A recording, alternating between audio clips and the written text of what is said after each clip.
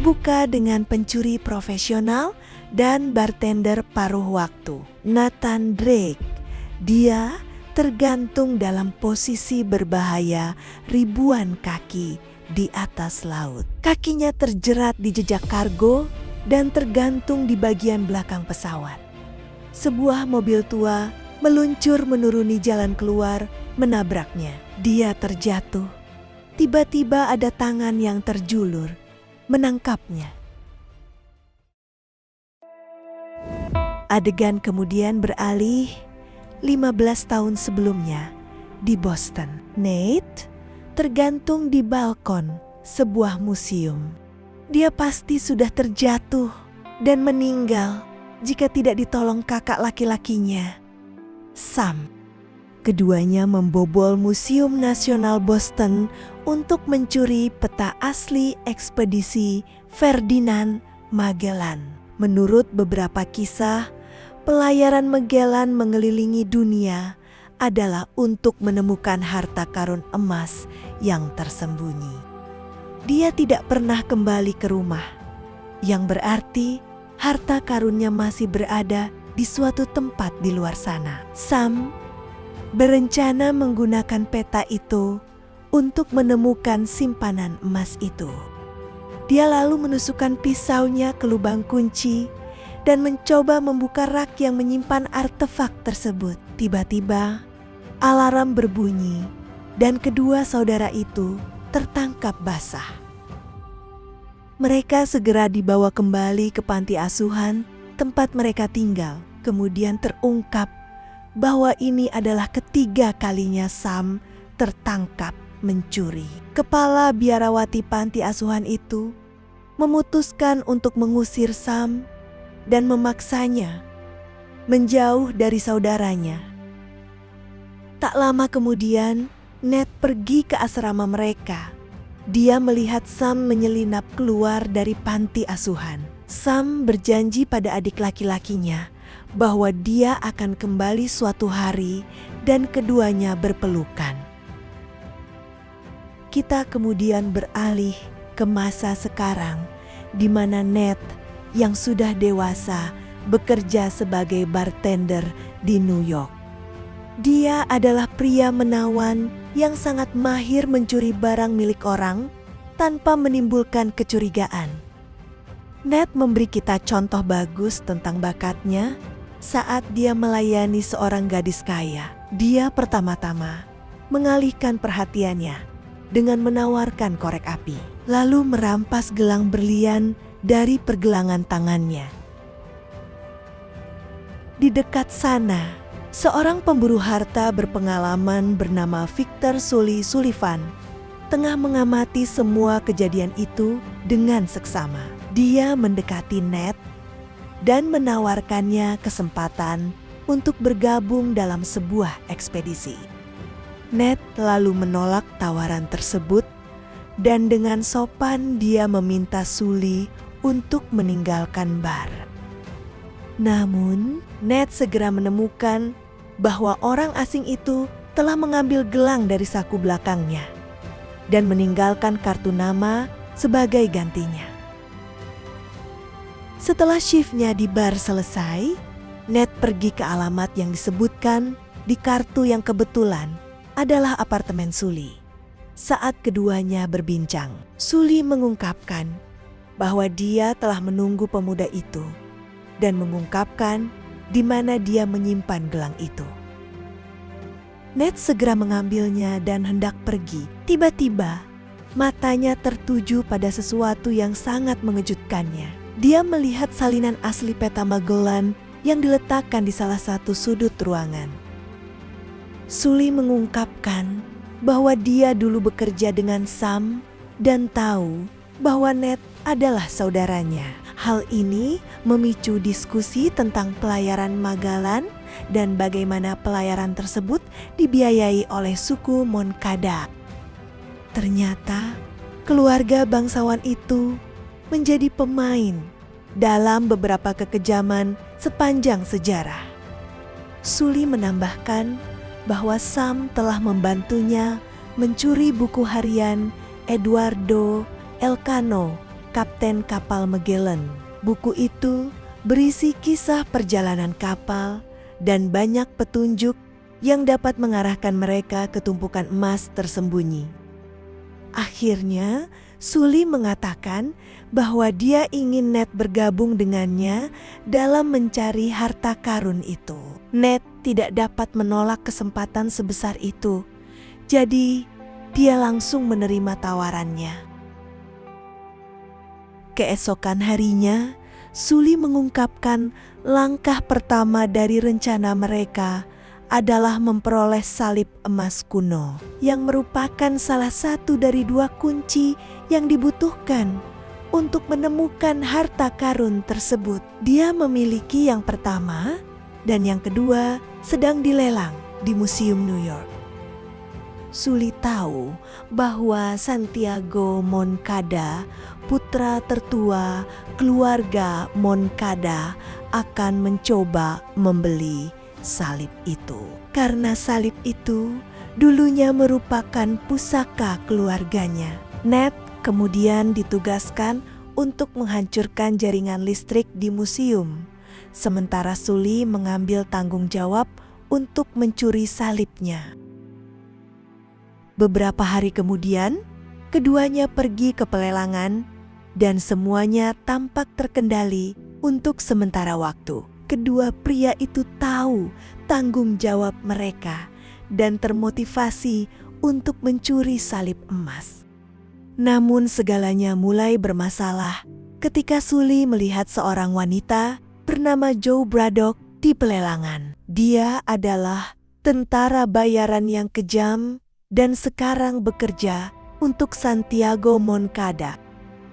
Dia segera mendekati Sully, menunjukkan bahwa dia tahu apa tujuannya ke sini. Meskipun demikian, Sully tetap melanjutkan rencana mereka. Ned menyelinap ke ruang kontrol museum. Dia hendak mematikan listriknya, namun dihalangi oleh Antek Moncada yang berbadan besar dan kekar dari Skotlandia. Kembali di aula utama, Sully harus mengulur waktu dengan mencoba mengalahkan Moncada dalam pelelangan. Dia sepenuhnya sadar bahwa dia tidak memiliki uang untuk berhadapan langsung dengan bangsawan kaya itu. Beruntung baginya, Ned berhasil menghindari orang Skotlandia itu dan menemukan cara lain untuk mengalihkan perhatian. Dia bergelantungan di lampu gantung di dekatnya, menciptakan keributan. Sully menggunakan kesempatan ini untuk segera berganti ke seragam tim keamanan museum. Dia kemudian mengambil koper yang berisi salib dan berpura-pura membawanya ke loker pengaman. Namun, dia keluar menuju tempat parkir di mana Ned sudah menunggunya di mobil. Sekarang, tibalah tahap kedua dari rencananya. Keduanya membawa artefak tersebut dan melakukan perjalanan ke Barcelona. Di sana mereka bertemu dengan rekan Sully, Chloe Fraser, yang memiliki salib kedua. Tak butuh waktu lama untuk menjelaskan bahwa dia tidak mempercayai kedua pria itu. Secara terbuka, dia mengatakan tidak ingin bekerja dengan mereka dan pergi. Sully yang skeptis terhadap niatnya menyuruh rekannya memeriksa ransel untuk mencari salib. Mereka sangat terkejut saat menyadari bahwa Chloe telah mencuri artefak tersebut dan kini berlari kencang menuju tempat parkir. Para pria itu mengejarnya dari berbagai arah, namun dia terbukti sulit ditangkap. Chloe masuk ke mobilnya dan hendak pergi, lalu Ned menerjang di depan kendaraannya.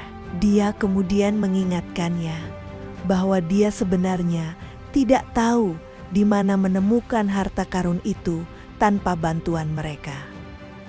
Tanpa pilihan lain, Chloe terpaksa bekerja sama dengan kedua pria itu karena mereka memiliki buku harian Eduardo Elcano. Ned yang ahli memecahkan teka-teki Setelah mempelajari jurnal itu beberapa kali, berisi gambar sebuah pohon, dan dia menyimpulkan bahwa itu adalah simbol keagamaan. Beberapa waktu kemudian, ketiganya berdiri di depan gereja Saint Mary of the Pine yang lambangnya cocok dengan pohon di buku harian. Kemudian diputuskan bahwa mereka akan memeriksa seluruh tempat itu untuk mencari petunjuk lebih lanjut malam itu juga. Di tempat lain, di markas besar Yayasan Moncada, Santiago kesal dengan ayahnya, Armando. Ini karena ayahnya berencana untuk menyumbangkan seluruh kekayaan keluarga untuk amal. Kemudian, Santiago bertemu dengan ayahnya di taman umum dan mengobrol terakhir kali tentang masalah tersebut. Orang tua itu tetap teguh pada keputusannya dan kembali ke mobilnya. Kemudian Santiago memerintahkan anteknya untuk membunuh Armando. Malam itu, Netsuli dan Chloe pergi ke gereja Pine dan mencoba menemukan petunjuk apapun terkait harta karun tersembunyi. Tak butuh waktu lama bagi mereka untuk menemukan sebuah simbol di lantai yang menunjukkan bahwa ada ruang bawah tanah rahasia di balik altar. Ned berhasil menemukan tombol untuk membuka 2 lubang kunci di bagian bawah patung Maria. Mereka kemudian menggunakan 2 salib emas itu. Akhirnya altar berputar dan memperlihatkan sebuah lorong. Namun, buku harian Elcano menceritakan tentang 2 jalan. 1 menuju surga dan 1 menuju neraka. Ini berarti tim perlu menemukan terowongan yang dapat dibuka dari bawah tanah dan juga dari atas tanah pada saat yang bersamaan. Jadi, Ned dan Chloe menuju lorong, sementara Sully keluar ke jalan untuk mencari celah lainnya. Mereka memutuskan untuk menggunakan aplikasi geolokasi untuk melacak posisi satu sama lain setiap saat. Setelah menjelajah sebentar, Chloe dan Ned menemukan sebuah ruang bawah tanah yang berakhir di pintu jebakan. Mereka menggunakan salib emas mereka untuk memutar lubang kunci di pintu jebakan, tetapi keadaan mulai menjadi sangat menakutkan. Seluruh ruangan mulai terisi air dari air mancur yang berada tepat di atas ruang bawah tanah. Agar mereka bisa bebas, Sully perlu menemukan celah lain di permukaan tanah. Untungnya, dia segera menyadari adanya lubang kunci di dinding restoran terdekat. Satu-satunya masalahnya adalah Braddock berdiri tepat di belakangnya. Dia berniat mencuri Golden Cross itu. Keduanya terlibat dalam pertarungan sengit dan Sully akhirnya berhasil menjatuhkannya. Dia lalu buru-buru membuka lubang kunci tepat pada waktunya. Di ruang bawah tanah, air mulai terkuras keluar dan kedua rekannya terselamatkan. Setelah itu, Sully menemukan sebuah simbol di dekat air mancur yang terlihat seperti tangga. Dia menyimpulkan bahwa simbol tersebut menggambarkan kedua salib emas ditempatkan bersama-sama membentuk satu kunci tunggal. Jadi, dia menjatuhkan salibnya melalui kisi-kisi drainase di bawah menuju ruang bawah tanah. Ned kemudian menyatukan kedua artefak tersebut dan berhasil membentuk sebuah kunci tunggal.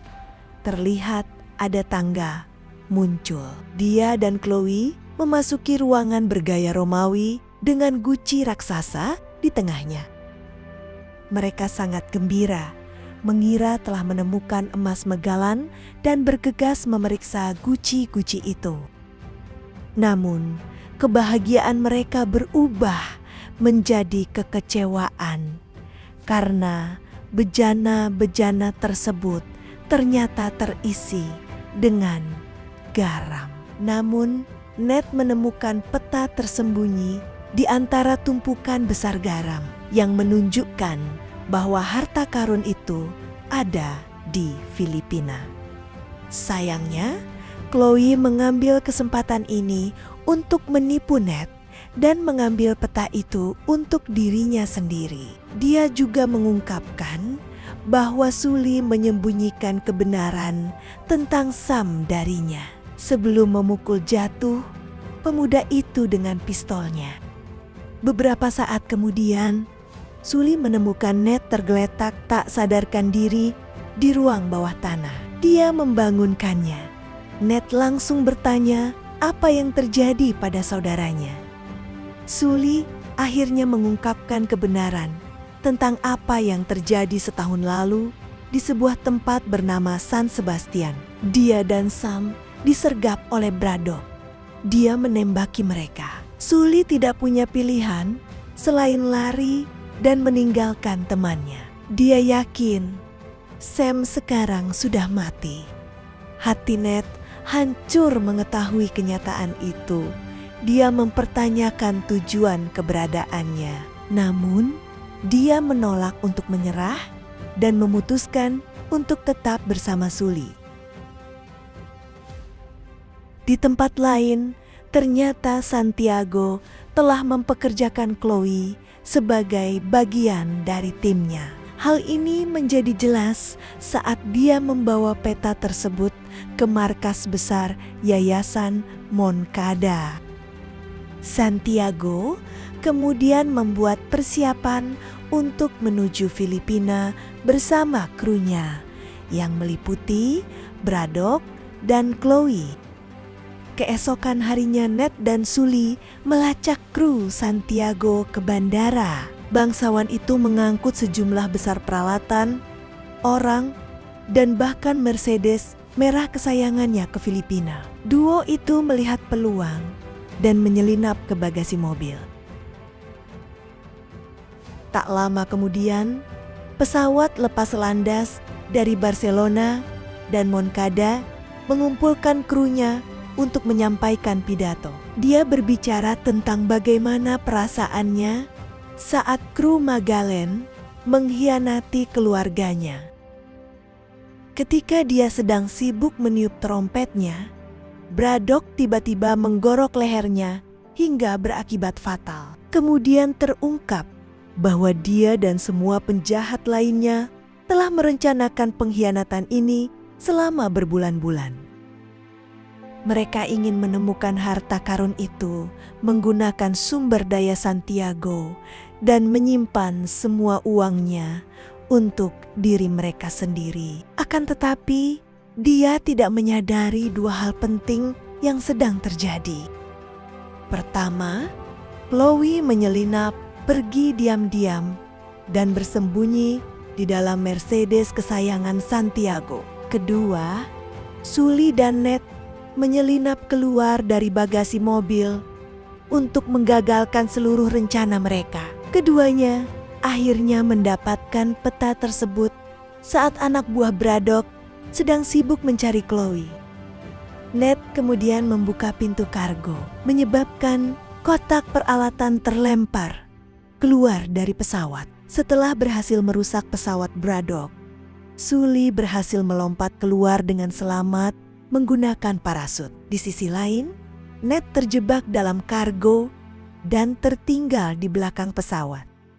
Ned nyaris berhasil kembali ke tempat aman. Dia menarik napas lega, namun Mercedes merah itu langsung menabraknya. Mobil itu bersama Ned dan Chloe kini terjatuh ke arah laut dengan kecepatan yang menakutkan. Ned dan Chloe mengesampingkan perbedaan mereka dan bekerja sama untuk sementara waktu. Mereka berpegangan pada kotak kargo dan menarik parasut, memperlambat laju turun mereka. Mereka kemudian mendarat di laut dengan selamat dan berenang ke pulau Filipina terdekat. Malam itu, keduanya memesan kamar di sebuah resort dan mencoba melihat peta. Selama beberapa jam, mereka mencoba menemukan lokasi pasti harta karun tersebut. Chloe yang kelelahan kemudian menuju tempat tidur. Sekarang sendirian, Ned mengambil salah satu kartu pos Sam dan menyalakan api di bawahnya. Yang mengejutkannya, sebuah pesan tersembunyi muncul di sana yang mengatakan bahwa kunci-kunci itu dapat digunakan sebagai kompas. Ned kemudian menggunakan 2 salib emas dan menemukan bahwa ujung utaranya menunjuk ke tempat yang tepat di mana harta karun itu disembunyikan. Untuk mencegah siapapun mengikutinya, dia menuliskan koordinat palsu di kertas dan menaruhnya di atas meja. Keesokan paginya, Chloe melihat catatan itu dan melarikan diri. Ned terbangun. Setelah beberapa saat, dia sangat puas karena rencananya telah berhasil dengan sempurna.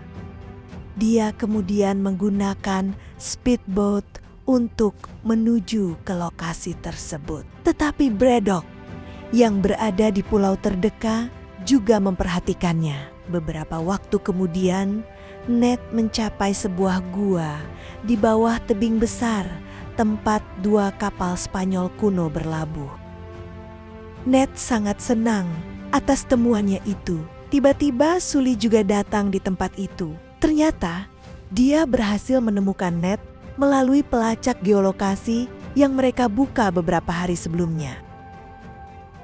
Keduanya kemudian menuju ke dalam kapal dan menemukan bertonton emas yang disimpan dalam kotak kayu. Sayangnya, kebahagiaan mereka tidak bertahan lama karena Braddock dan gerombolannya juga datang. Ned dan Sully mencoba melawan untuk mendapatkan harta karun itu. Tiba-tiba, Braddock mendatangkan 2 helikopter untuk mengangkut kedua kapal itu keluar dari gua karena kapal itu sendiri bernilai miliaran. Karena tidak ada pilihan lain untuk melarikan diri, Sully memanjat salah satu helikopter dan menjatuhkan anak buah Braddock. Penjahat kejam itu memperhatikannya dan memerintahkan anak buahnya untuk menyerang.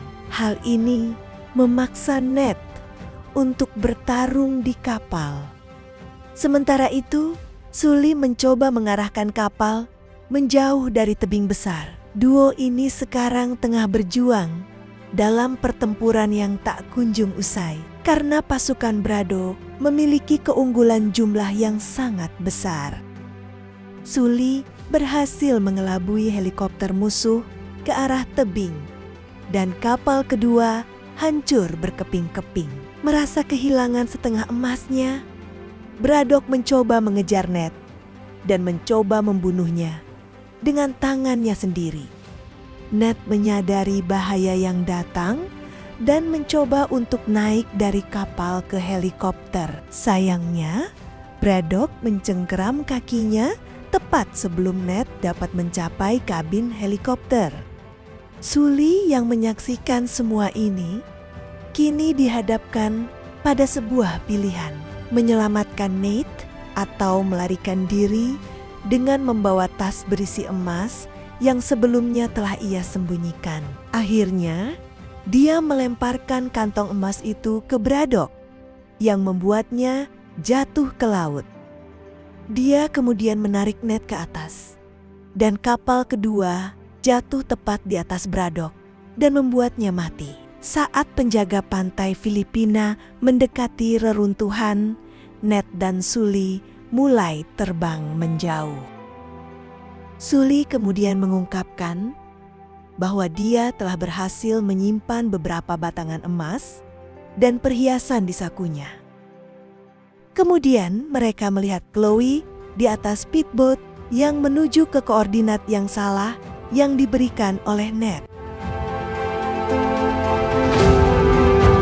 Saat film berakhir, adegan beralih ke penjara. Terlihat Sam masih hidup dan sedang menulis kartu pos untuk Ned.